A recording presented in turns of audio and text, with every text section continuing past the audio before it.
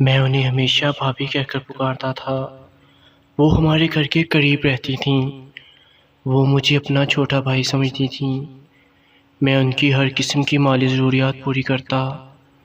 بچوں کی تعلیم، اخراجات ہوں یا گھر کی ضرورت کی کوئی چیز، سب میری ذمہ داری تھی۔ بھابھی کو بیوہ کی زندگی گزارتے ہوئے کافی عرصہ ہو چکا تھا۔ ان کے 3 بچے تھے۔ گزرتے وقت کے ساتھ میں نے محسوس کیا کہ بھابھی اکثر اداس اور غمگین رہتی ہیں۔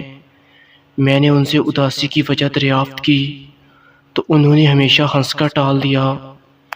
تاہم مجھے اندازہ ہو چکا تھا کہ کوئی نہ کوئی غم ہے جو ان کو اندر سے کھاتا جا رہا ہے، اور آخر انہوں نے میرے بے حد اسرار پر وہ سب کچھ کہہ ڈالا جسے وہ ایک عرصے سے اپنے اندر چھپائے بیٹھی تھیں، اور شاید اس طرح سے انہوں نے اپنے دل کا بوجھ ہلکا کر ڈالا۔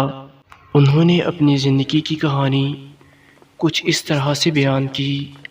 شہاب بہت اچھے شوہر تھے، بہت محبت کرنے والے اور میری ہر ضرورت کا خیال رکھنے والے۔ شمس میرا دیور تھا۔ وہ مجھے بھابھی سے زیادہ بڑھ کر بڑی بہن سمجھتا تھا، اور میں اسے چھوٹا بھائی ہونے کا درجہ دیتی کیونکہ اس کی کوئی بہن نہ تھی، یعنی میری کوئی نند نہ تھی۔ اس لیے ہر وہ بات مجھ سے شیئر کرتا جو وہ کسی سے نہیں کر سکتا تھا۔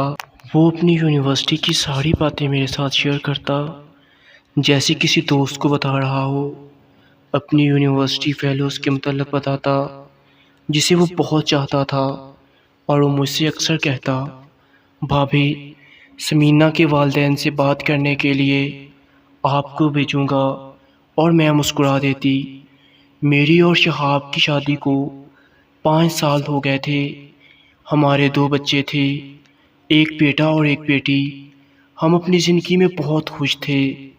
پھر وقت نے رنگ بدلا اور وہ کچھ ہو گیا جس کا کسی کو کوئی تصور نہ تھا۔ میرے شوہر کا ایکسیڈنٹ ہو گیا اور وہ اپنی زندگی کی بازی ہار گئے۔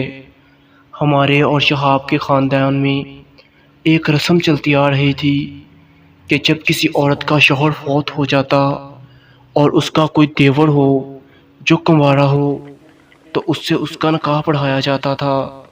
شمس مجھے اپنی بڑی بہن کی طرح سمجھتا تھا۔ پھر وہ اپنی یونیورسٹی کی ایک لڑکی سے بھی محبت کرتا تھا جس کا علم گھر میں صرف مجھے تھا، کیونکہ وہ اپنی ہر بات مجھے بتاتا تھا۔ میں جوان تھی، خوبصورت تھی، اوپر سے 2 بچوں کی ماں تھی، اس لیے میری سسر اور ساس نے شمس پر زور ڈالا کہ بیٹا، اس کے علاوہ کوئی اور حل نہیں کہ جمیلہ سے تمہاری شادی کر دی جائے، اور پھر ہمارے خاندان کی رسم بھی یہی ہے۔ میں بھلا جمیلہ بھابھی سے کیسے شادی کر سکتا ہوں؟ وہ جسے میں ہمیشہ اپنی بڑی بہن سمجھتا رہا ہوں، اسے بیوی کے روپ میں کیسے قبول کروں؟ اس نے یہ احتجاج کرتے ہوئے کہا۔ میری عدت کے دن پورے ہو چکے تھے۔ اب میرے ساس سسر کا اصرار بھی بڑھتا جا رہا تھا، اور وہ شمس پر زور ڈال رہے تھے کہ بیٹا جمیلہ سے شادی کر لو، ورنہ ہمارے بیٹے کی عزت زمانے کی ٹھوکروں میں ہوگی۔ ایک دن اس کی والد نے اس کو سمجھاتے ہوئے کہا، بیٹا، ہم بھی چاہتے تھے کہ تمہاری شادی تمہاری مرضی سے ہو، لیکن حالات اس بات کا تقاضا کر رہے ہیں کہ تمہاری شادی جمیلہ سے ہو۔ خدایا مجھے اس امتحان میں مت ڈالیں۔ جب اسے یقین ہو گیا کہ اس کی جان چھوٹنے والی نہیں تو ایک دن اس نے کہہ دیا کہ میں جمیلہ بھابھی اور ان کے بچوں کی خاطر شادی نہیں کروں گا، اور ساری زندگی ان کی کفالت کی ذمہ داری اٹھاؤں گا، لیکن خدایا مجھے شادی کے لیے مت کہیں۔ یہ کہتے ہوئے شدت جذبات سے شمس کا چہرہ سرخ تھا۔ میں نے دل ہی دل میں اس کے جذبات اور احساسات کی داد دی، اور اس کی اتنی بڑی قربانی پر میری آنکھیں بھیگ گئیں۔ میری ساس اور سسر یہی کہہ رہے تھے کہ بیٹا تم جمیلہ سے شادی کر لو، ورنہ لوگ طرح طرح کی باتیں بنائیں گے اور ہمارے خاندان کی عزت خاک میں مل جائے گی۔ والدین کے علاوہ جب اس کے رشتہ داروں نے بھی زور دیا تو وہ مجبور ہو گیا۔ اسے اندازہ ہو گیا کہ نکاح کے بغیر کوئی اور چارہ نہیں، اور وہ نکاح کے لیے مان گیا۔ مگر کوئی نہیں جانتا تھا کہ اس نے کیا سوچ رکھا ہے۔ میرا اور شمس کا نکاح ہو گیا۔ پہلی رات شمس نے مجھ سے کہا کہ شرعی لحاظ سے اور قانونی طور پر آپ میری بیوی ہیں، لیکن آپ اچھی طرح جانتی ہیں کہ میں نے آپ کو ہمیشہ اپنی بڑی بہن سمجھا ہے، لہٰذا میں آپ کو بیوی کے روپ میں کیسے قبول کر سکتا ہوں؟ آج سے ہم دنیا کے لیے تو میاں بیوی ہیں، لیکن خلوت میں ہمارے درمیان فاصلے ہوں گے، اور امید ہے کہ آپ میرا ساتھ دیں گی۔ میں تمہارے جذبات کی قدر کرتی ہوں، میں اس قربانی میں تمہارا ساتھ دوں گی۔ اس طرح ہماری شادی شدہ زندگی کا آغاز ہو گیا۔ دنیا کی نظر میں تو ہم میاں بیوی تھے، مگر حقیقت میں ہمارے درمیان ایک ایسا رشتہ تھا جو ایک بہن بھائی کے درمیان ہوتا ہے۔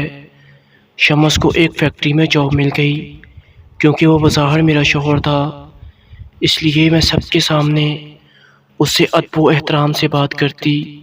ہماری شادی کو 1 سال گزر گیا اور بچے کی کوئی امید نظر نہ آئی۔ ساس اور سسر کو فکر ہونے لگی۔